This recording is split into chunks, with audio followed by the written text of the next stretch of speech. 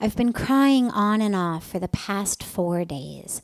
I'm not really sure what's wrong. I feel like I don't belong, and I feel a sense of general emptiness.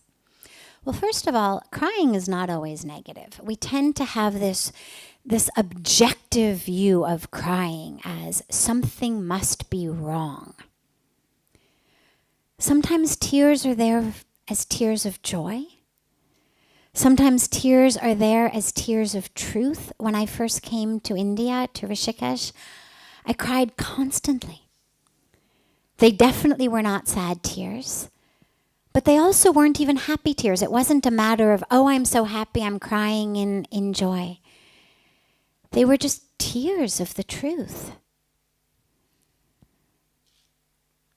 Sometimes tears are just there to clean our vision.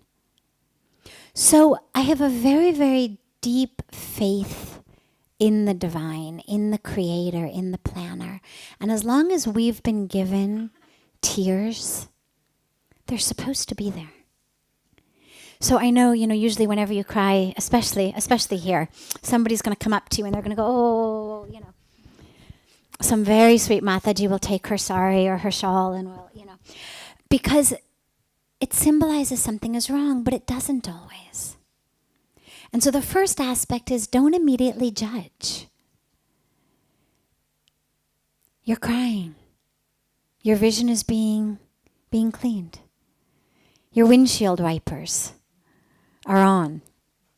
Right? They're cleaning the windshield so that you can see.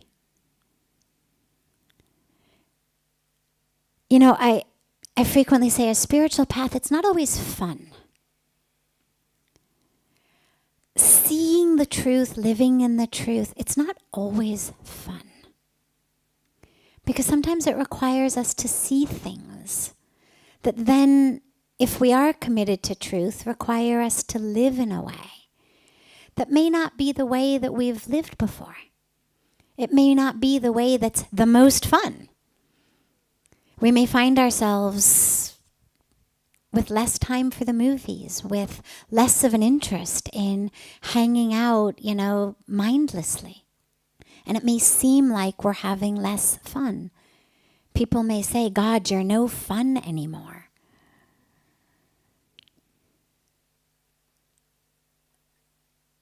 But ultimately, what we gain is truth and clarity. And a life lived only looking for fun, the problem is you have to keep replenishing it because fun has a very short half-life. You have it right now and it dissipates very, very quickly. Truth has a very, very long half-life. It doesn't even really have a half-life at all.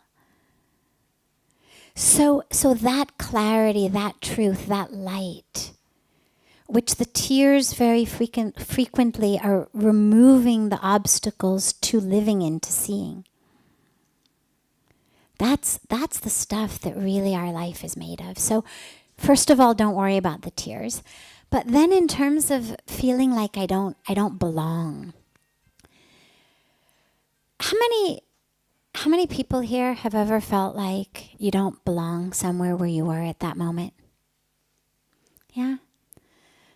So pretty much all of us, and my guess is that it is all of us, but there's even a shyness of admitting that experience. And the reason for that is twofold. First of all, when I identify as the body, I don't belong most places because I am so individual. There really are no two alike. We know this, our fingerprints, our irises, whatever they're using to scan us these days, everything is different.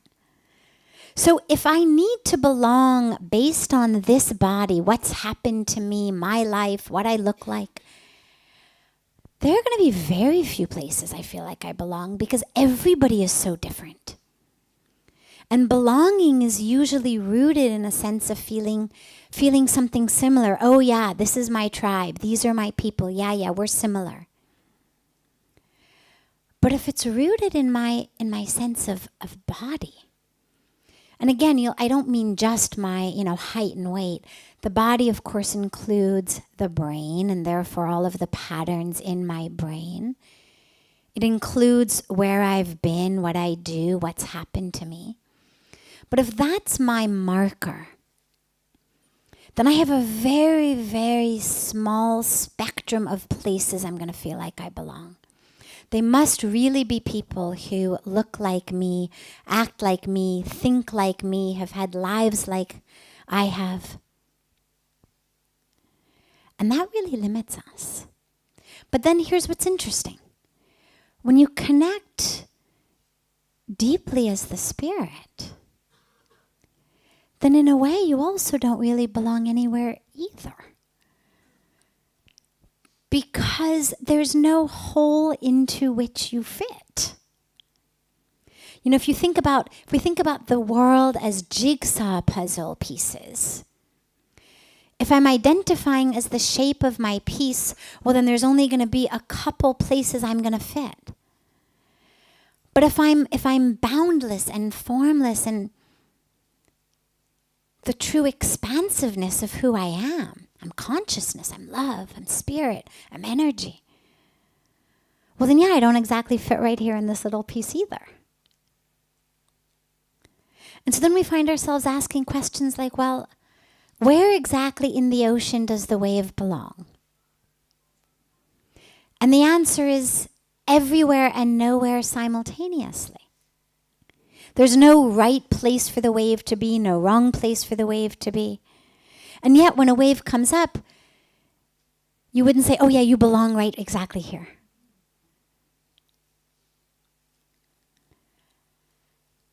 And this is really the pendulum swing. And what we find is that as we can identify as that wave in the ocean, that we really are the ocean. You know, my favorite quote on this is Thich Nhat Hanh, who says, enlightenment is when the wave realizes it's the ocean.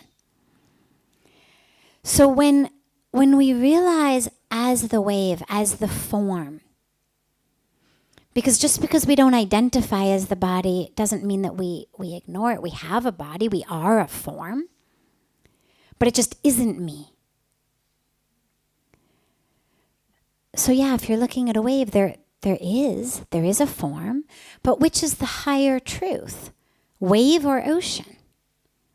If you're looking at a wave and somebody says, all right, you've got one word to describe the highest truth of what you're seeing, is it wave or is it ocean?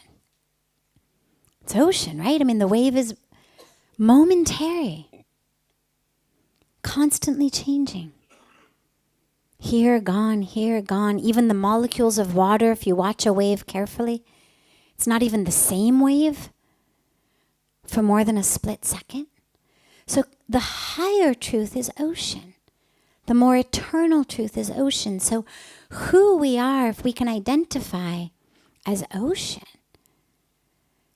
then what you realize is we belong everywhere and nowhere simultaneously.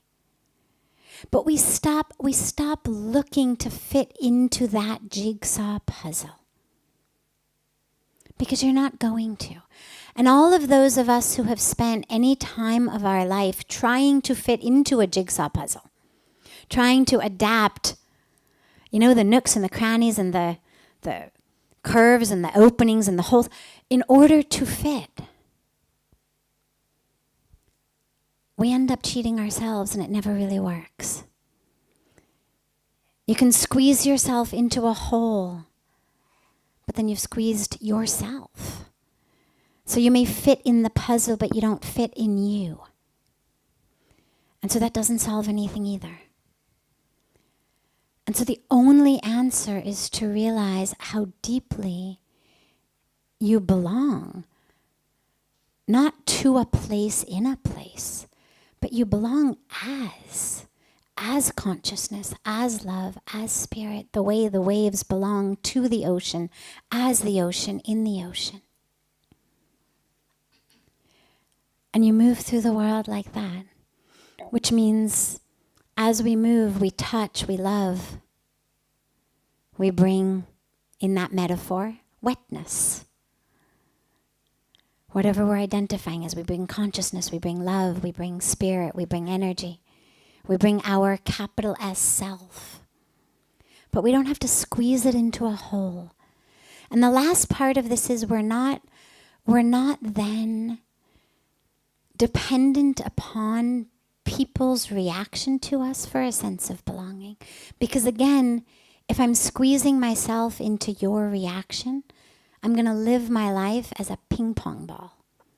Because I need your approval over here, your approval over here, your approval over there. You want one thing from me, you want a different thing, you want a third thing.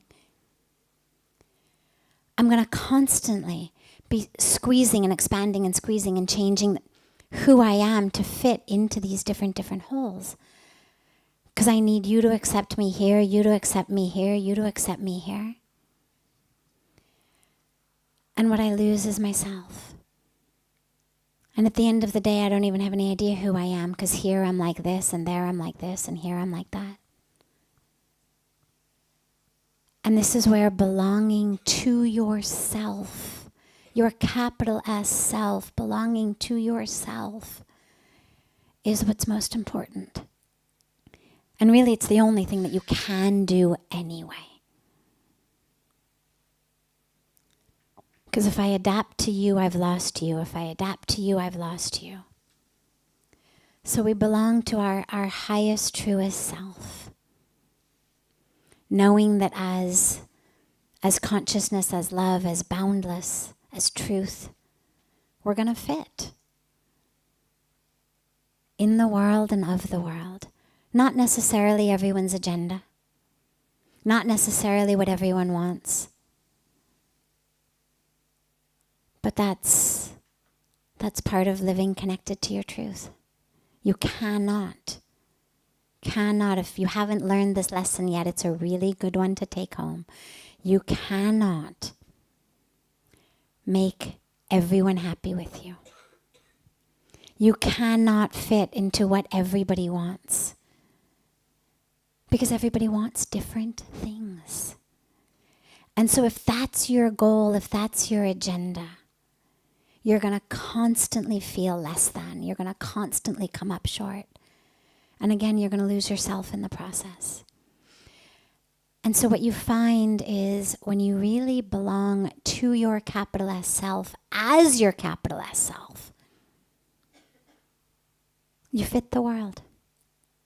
Like the ocean fits the world, and the waves fit the ocean, and they fit the beach. And there's no sense of lack of fitting. The ocean never says, oh, there's no room for this wave over here. Never a place it doesn't fit.